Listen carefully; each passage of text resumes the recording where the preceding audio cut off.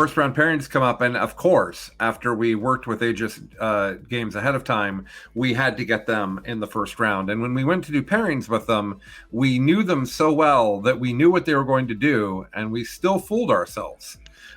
We had this idea of how we were going to do it, and we did well. We got 4 of the pairings we wanted, but in the end, it ended up with does Colin go into Naj, or do we put somebody else that's going to lose harder into Naj?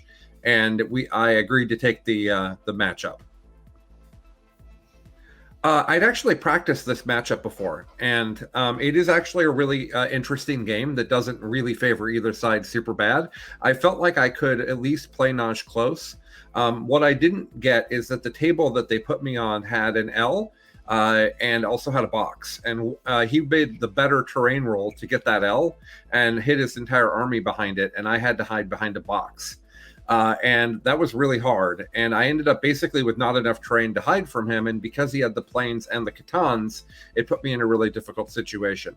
Then Naj got the roll to go first. And I had to make a decision do I phantasm a bunch of things off the board and try to survive. And the reality is, because of how many points Necrons get and how quickly, if I take stuff off the table, I still don't win. So I sat on the table with the idea that I needed to survive him at least a little bit. And unfortunately, it was just one of those games where your opponent rolls hits and wounds everything on the first turn, and I lost all 8 D cannons.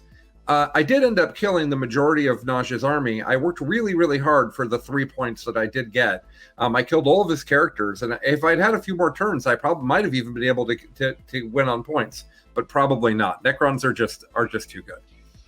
I'm glad you went, because your game affected my game. So I went into Novadome's Blood Angels, and I knew that was a favorable matchup for me, and the terrain didn't matter because neither of us shot. But as my game progressed, I started to realize, like, because I was watching your game because you were just to the left of me, that I really needed to put my foot on it, because I was like, oh, it's not going well over there. And that made me take a couple of pretty risky plays that happened to slide my way. I think I still win the game regardless, but I knew I needed to go for big points rather than just somewhat big points. So I went first, and I didn't want to go first because my army scores better on final turn, but I started to go relatively aggressive. He decided to push most things in. We went for a few trades. And then the big change was the typical Tyranid thing where I don't have to trade. I go in with the Hive Tyrant, get a kill, leave. And a couple of those trades occurred, and then that's what really swung it for me. So I was able to hold him off the primary, and that was kind of the main thing that made sure that I got the big score that I did, which I knew was needed. Cool. So I had Nick's Leviathan Nids list, warrior heavy with all the fixins, what we're used to. What I was mainly going into this one, because it's a matchup that I've played before and have lost incredibly close, and I've also won incredibly close. I was trying to just keep it as close as I could. It came down to a few key moments, but tried something brand new in this one, which is spent a ton of CP to put both my Paragons and a unit of Repentia into strategic reserves, which I think were a good turning point for me. It allowed me to use resources later in the game than I would have, because I really didn't want the Paragons to go down to Harpies.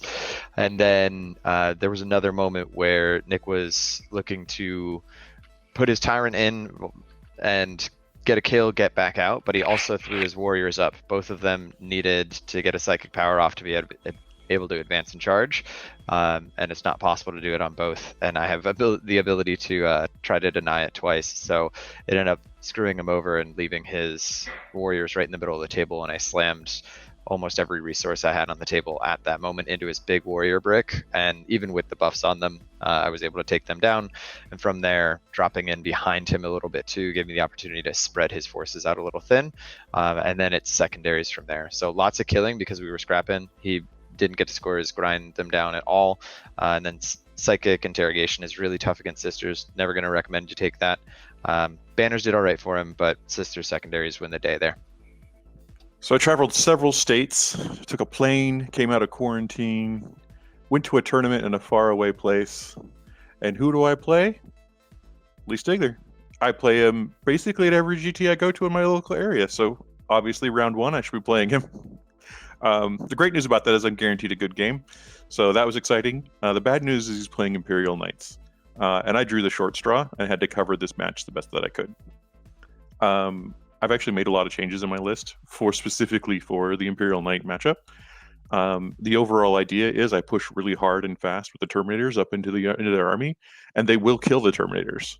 But the Terminators will last long enough to allow my Demon Prince and Abaddon to get in and do some real damage. And then my skirmishers can all get in and start mucking it up with all of his smaller knights, and I can pull the game out or bring it to a really close game. Either way, that's a great plan. But Lee had a special trick up his sleeve. At the top of round 3, he shoots his knight who does mortal wounds on 6s when he wounds, and he pulls 2 6s out of the roll, re-rolls a wound into another 6, and then flips the other 2 into more 6s. And he just mortal wounds away like 6 Terminators all at once. I was expecting them to last through that turn, at least long enough to keep my character safe. The fact that he got to then put 3 wounds on Abaddon and put a bunch of damage into the Demon Prince meant that basically my army just folded instantly. I poked around and did my best to get some of my points, tried to keep my mental interrogations going, but nothing was really coming together. And so at the end, he won the game. He got 91 points and I got 77. Not a horrible loss considering just sort of like got diced. Doesn't happen very often. But like that was what happened there. I think had my plan functioned, we would have been in the space of like a 10-10 kind of game. But that's the game. So JT Steiger, yeah, great opponent. They were all great opponents, but he was one of the best games that I had in terms of sportsmanship and just how nice the army looked. We terrain heavy board. That was actually good for him. That helped him quite a bit.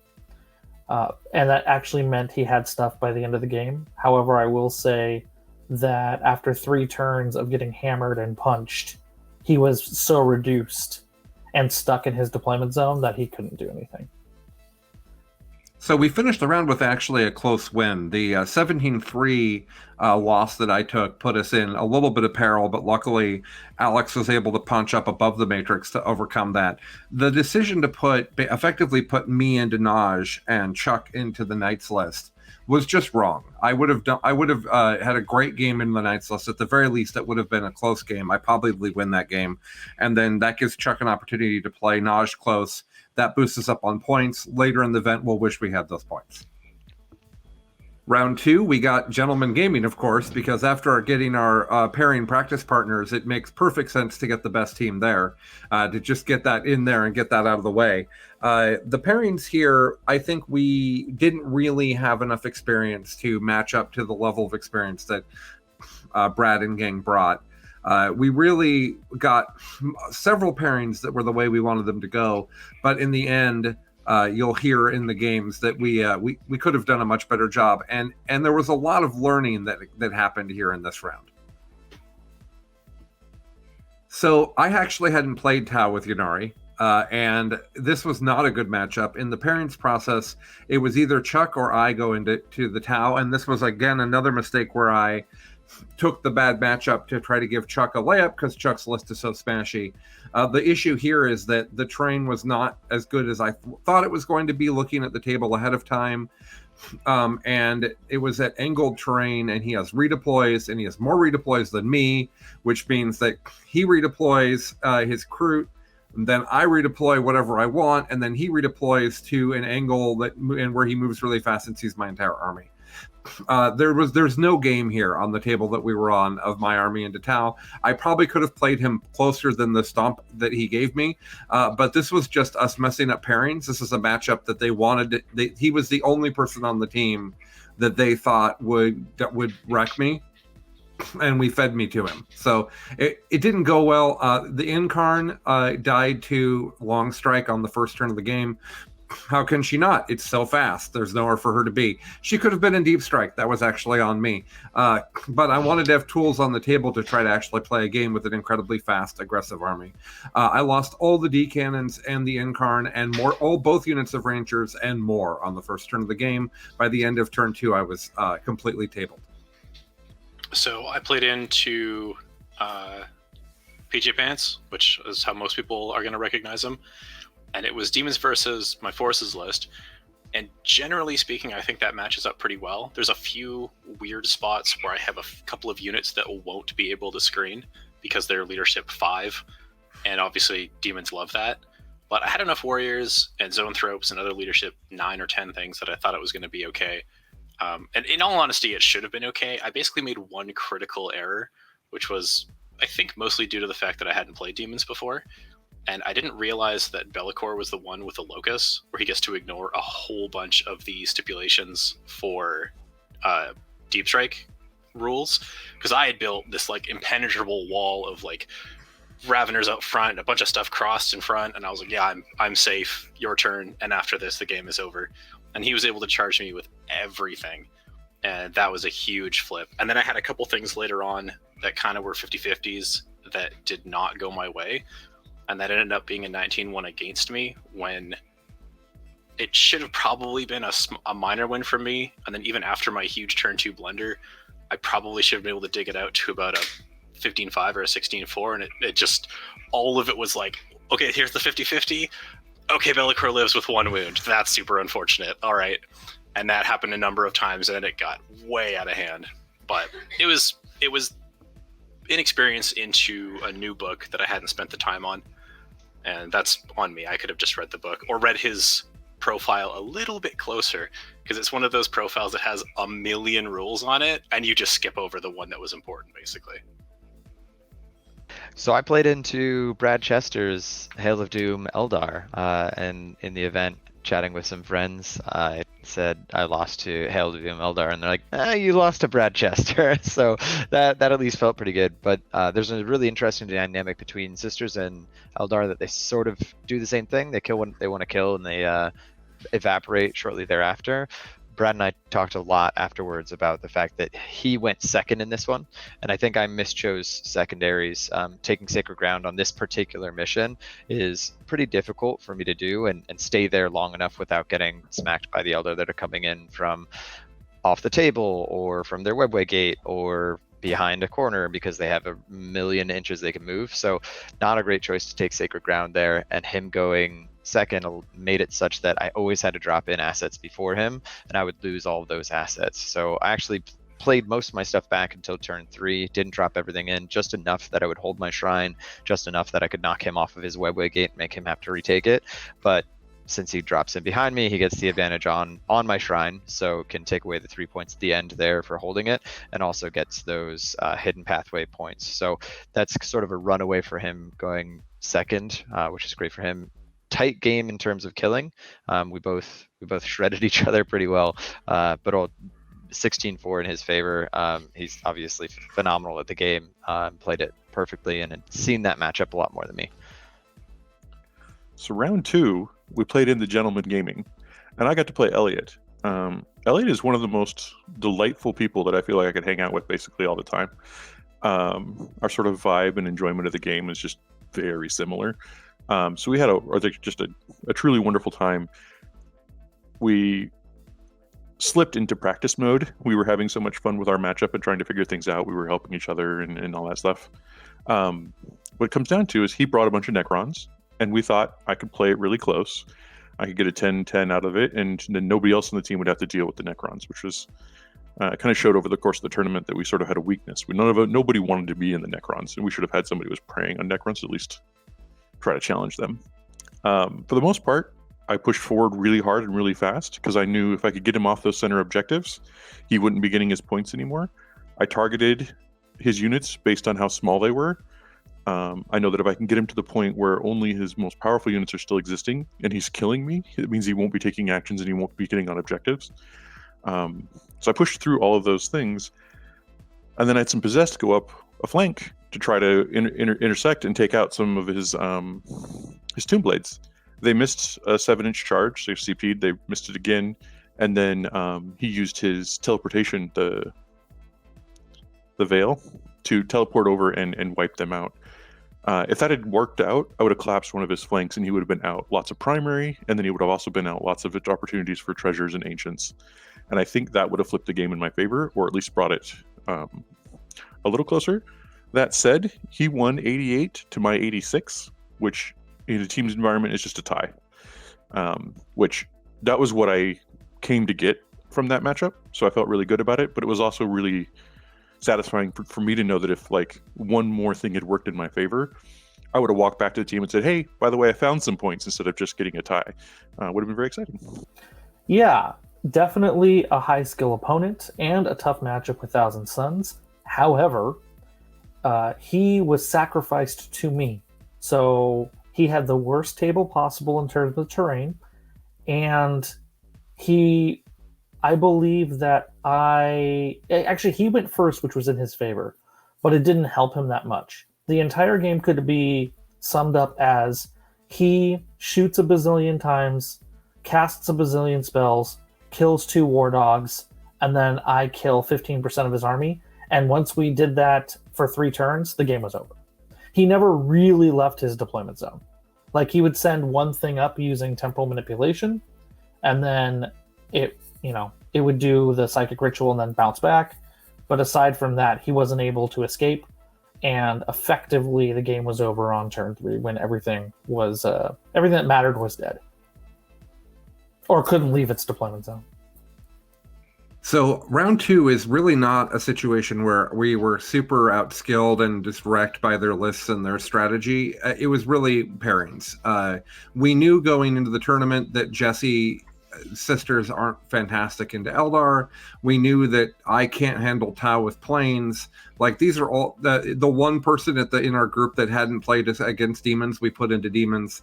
There was a lot to learn from pairings here. But the good news is that going into the next round, we realized that we have to put people like me who don't have good secondaries at all. I can't play a close game with people where I'm getting tabled because I don't have good secondaries to score in that situation. Whereas Alex can play pretty much anybody close. Jesse can play anybody close. So we pivoted for the next round based on what we learned in the first 2 rounds into being protective of the people with the worst matchup. And in particular, making sure that my list gets good terrain. And you'll see that a real shift in our strategy happens at this point. In round 3, we got paired into the smiley face emoticon team. I don't know. There's no name here that we can read, and we felt like this team's lists didn't pair well into us. We felt like no matter kind of how we did this, it was probably going to be okay. There ended up being a number of situations where we were able to get exactly what we wanted. We certainly were. Well, anything that is power armor heavy, we're going to want me to have.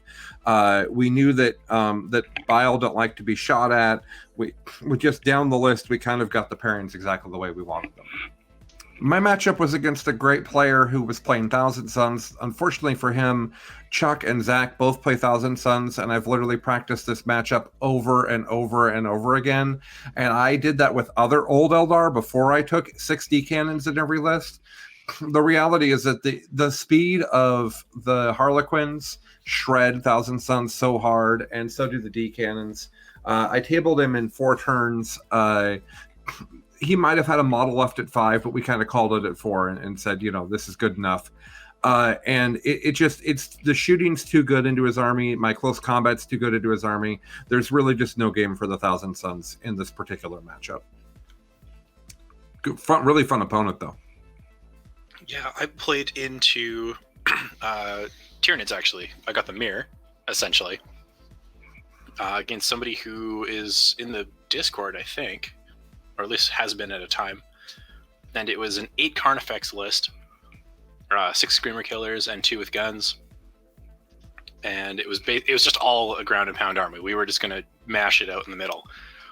But my list definitely plays for points better.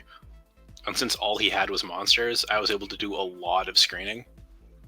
So I had nothing left at the end of the game, but it still ended up being a 14-6. And again, it was predominantly because I was just able to control like every charge, every engagement. Like, he did charge me from time to time, but it was always into whatever the trade piece was. And I don't think he really ever left his quarter of the board that well. I think it could have been an even more lopsided game had we had a different layout, because it was the Abandoned Sanctuaries, Dawn of War with only 5 with 1 in the center. And it really is a hard one to be able to kind of spread yourself out like I want to with my army. But I did the best that I could to bottle him up and just make sure that the points stayed low, and it went well. Yeah, so I was facing an opponent playing Grey Knights. His name was John. He was an absolute pleasure, especially in the face of adversity, which is in this game, Grey Knights Sisters, I get a chance to deny every one of his powers, and I definitely denied way more than my fair share.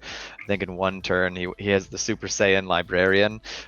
Every power that particular Librarian tried to get off was denied on 6s. And at that point, you feel a little bit bad.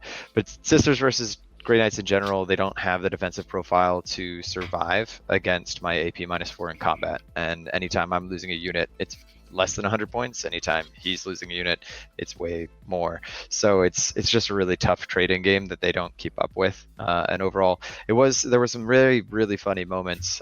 Like I lined up all of my Meltas against his Dread Knights, hoping to trigger the teleport out of danger thing, and he said, "No, you know what? I'm just gonna leave him there," and I ended up not killing him with all of my Meltas, which was absurd. So his Warlord was alive at the end and held the center, which was, I think it's 17 points in that mission if you hold the center at the end of the game. So he actually ended up getting 2 more points than me on primary, but didn't have much of any secondary points, unfortunately, because Teleport Strike's really tough, Purify is really tough against Sisters, and Assassinate, I can control that flow a little bit. So in that case, it was next to no secondaries, but 2 more points than me on primary. But Grey Knights and Sisters, that's how it's going to go. Round 3, I got to play into Damien's Chaos Knights. Damien had a couple of big knights. One of them was the really unkillable Abominate, and the other one was just designed to get in the mix and hopefully, trade up for some value. And then a bunch of little big knights to go around with him. I used my Imperial Knight process. I'm going to push my Terminators forward. They're going to deliver the characters, and I'm going to do massive amounts of damage. He was excited to get into melee as well, so he pushed forward with his army. We met in the center, and I quickly came out on top. Abaddon was in full form, just picking up knights and throwing them at each other and just tossing them out of the way. And the Demon Prince with the demon, the Nurgle demon weapon and full rerolls to hits means he comes in very steadily and knocks out armatures with 1 hit. So between the two of them popping in and just like picking up pieces left and right, and the Terminators held for a really long time. The game went by very quickly, and very much in my favor. I won that one 90-67, getting our team 14 points. The Bile matchup is actually pretty good for me. Because we had lost the previous game, we were paired into people who were not quite in the same bracket of skill as us, is my suspicion. And so I don't think he had a ton of experience into Chaos Knights. The terrain was moderate, and I went first. He was very surprised at how much I was able to kill in the first round. And he didn't have models by the end of the 3rd round, so I killed everything by round 3. So, like I said, the pairings here were really in our favor. We got it basically down the row. We got exactly what we wanted. It was really not only a difference in the sorts of lists and players we were playing, but it was also a change in our fundamental change in the way we did pairings that we would carry through to the next day.